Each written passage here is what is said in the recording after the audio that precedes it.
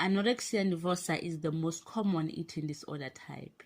It's an example of eating disorder that is characterized by self-starving, obsession with weight, resulting in low weight appropriate for height and age.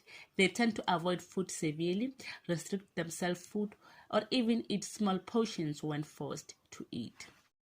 There are two subtypes of anorexia nervosa, namely the restricting type and the binge-eating/purging type.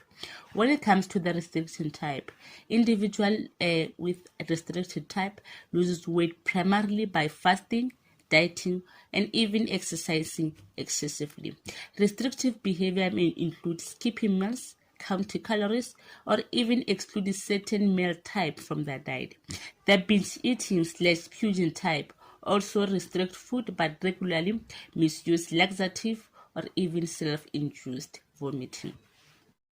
Symptoms of anorexia nervosa include unusual and restricted pattern of food, intense fear of gaining weight, a person weighing themselves regularly, viewing themselves as fat, when the menstrual periods cease, severe constipation and even severe bloating, brittle hair and nails, low blood pressure and slower breathing and pulse, damage to the structure and function of the heart, and also drop in internal body temperature, causing a person to feel cold all the times. This is not all the symptoms of anorexia nervosa. There are a lot of symptoms, but I can't list them all.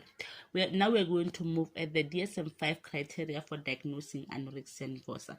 For a person to be diagnosed with anorexia nervosa, they must meet the following criteria. Criteria 1, they must have intense fear of gaining weight. Individuals with anorexia nervosa directly fear gaining weight, and all they think about is becoming fat. This fear usually manifests itself through a person refusing to eat.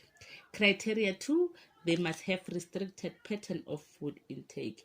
Individuals with anorexia nervosa tend to eat less food than what is normal. They tend to eat less food than what the body needs. This leads to a person having low body weight appropriate for age and height. Criteria 3, this has to do with how a person views their body size. They often exaggerate their body size, view themselves as fat and overweight, even when they are dangerously underweight.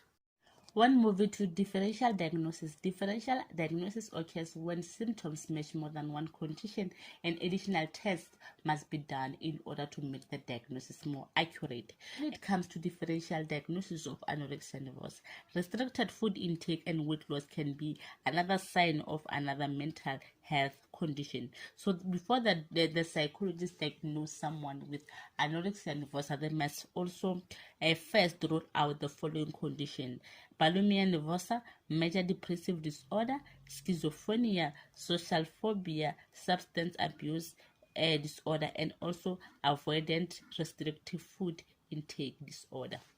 Treating anorexia nervosa comes in 3 components: restoring the person back to normal and healthy weight, treating the psychological issues leading to the disorder, and also eliminating thoughts leading to the disorder.